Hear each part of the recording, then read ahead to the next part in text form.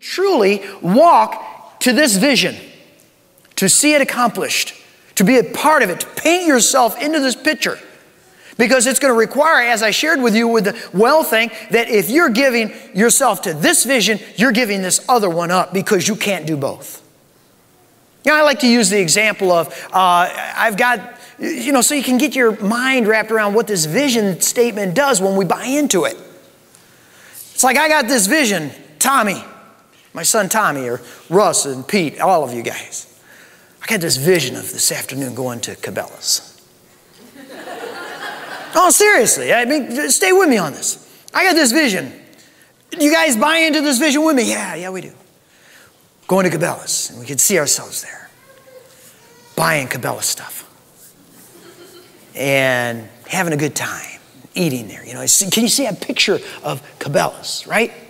You get it in your mind, some of you guys, you can see that pretty easy, can't you, you know? You've got like $5,000 worth of Cabela's points, and you're there, and get a lot of stuff that you want. All right, so we've got that vision clear in our mind. So we leave this place. Russ goes to Adrian, and Tommy goes to Jackson, and I go to Ann Arbor. Well, that's crazy. No, the vision statement is going to make us all do certain things, like not go other places, but get on the road and go on M50 east to Dundee to go to, it excludes all other things, doesn't it? Because now we've bought into the vision of going to Cabela's and enjoying ourselves there, right? Are you getting the concept of what we do when we buy into a vision? It excludes other things. But oftentimes in churches, understand, I'm using this as like an illustration, a metaphor, okay? Here's how we do in churches. We as a church say, we're going to Cabela's. But not everybody's buying into that. I'd rather go to, Applebee's or wherever. They're going to these other different places. Oh yeah, vision's here, but we're going. That doesn't make any sense. And that's the whole point. Number one, knowing the vision. But as important as that is buying into it. And you're asking, why? That's a fair question. What's my motivation? What's my buy-in? What's the value in it for me? I'll tell you what it is. I'm gonna answer it in one word, but then I'll use a lot more words after that. Jesus. Jesus. You look at that vision from the beginning to the end and smack dab through the middle. This vision is all about Jesus. To be a community of faith and not have Jesus as the heart and core of it driving our way of life is ridiculous. You have a community. There are all kinds of communities out there, but it's not a community of faith unless Jesus is the heart and core of that community. Introducing people to Jesus. Jesus said, I'm the way, the truth, and the life. No one comes to the Father by me. And folks, we need to be sharing Jesus with people, with lost people. People are lost. That's the city lying in ruins. And if we're not sharing the words of life with them, they have no hope. And what is this about falling in love with Jesus? Because the fact of the matter is, Jesus said, if you love me, you will do what I say. And if we do what he says, we're pleasing to the Father, and we're changing our world, and we're being blessed. And we don't need to have a bunch of rules, because I tell you, when we fall in love with Jesus, things begin to change in our lives. And we react differently than what we would have. Oh, the Lord's been just convicting me the last couple of weeks, man, I tell you. And making it real instead of playing this religion game. And this vision is cyclic. I mean, it's absolutely complete, because only the community of faith are the people who are sharing Jesus with people. There are a lot of churches out there. I've even come to the conclusion a lot of churches need to come to know Jesus. I think, and I'm serious, there are a lot of churches out there that are going to be great fields for evangelism. Because they have a wonderful community, and it's a great social club, but they don't know Jesus. Jesus is not at the heart and core of what they're doing, because they're not sharing Jesus with other people. And that's the truth. And so, only the community of faith is the one that's equipped and willing and ready to share Jesus with other people. And once they do, they disciple them. They fall deeper and deeper in love with Jesus, and they become the heart and core of that community who begins to share with Jesus with other people. And they disciple them, and then they become part of the community of faith. And so Jesus, first and last, is the heart and center of his vision. Nehemiah had an enemy who wanted to keep him from rebuilding this city that lay in ruins.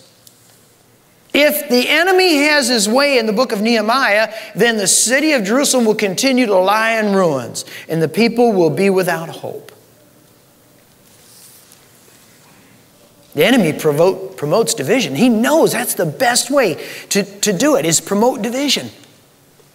And yet the heart of the beginning of this vision is to be a community of faith. Look at our city, look at our community, look at our families, look at all of our relationships, and there's destruction all around. And it's, there's just destruction of all kinds all around our city. There are those who will write in the paper a spirit of disunity and of division all the time. And they're not bringing a spirit of unity and messages of community. Communities where you're willing to sacrifice your own selfish desires for the sake of the community. You got plenty of divisors. It's easy to sit back and throw rocks and be critical. But what about bringing some sacrifice and bringing some unity to the situation? That's what community does. That's what community does. Community sacrifices for the better of the community. And you think about people who are lost. Look at this whole vision statement. You look at what's laying in ruins. That's, in the vision is, it doesn't have to be that way. We can have community. And you look at people who are lost and hopeless, and the vision brings us hope and salvation. And you look at people whose lives are filled with unloving destruction, and you see falling in love with Jesus and transformation and metamorphosis and new life. That's the vision. And don't focus on the negativity. Focus on what can be. That's why I say you ought to buy into it. God calls us to unity in Him.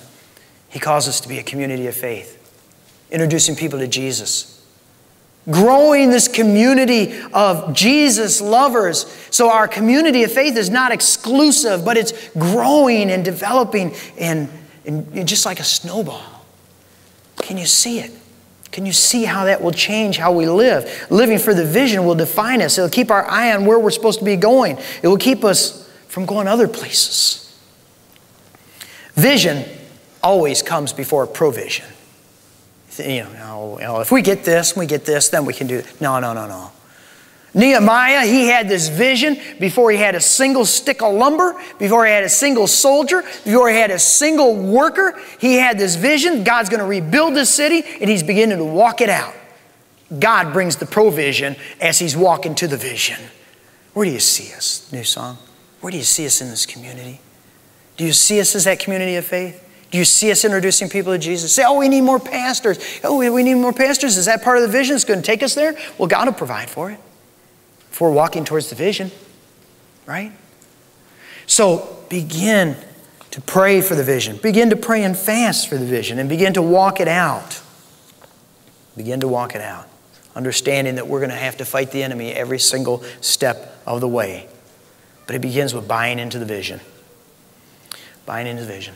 Abraham Lincoln, he grew up in a slave state. Well, he was born in a slave state, and because of that, his family migrated westward. And Abraham Lincoln, as he continued in politics and law, he saw the blight of slavery and what it was doing to this nation.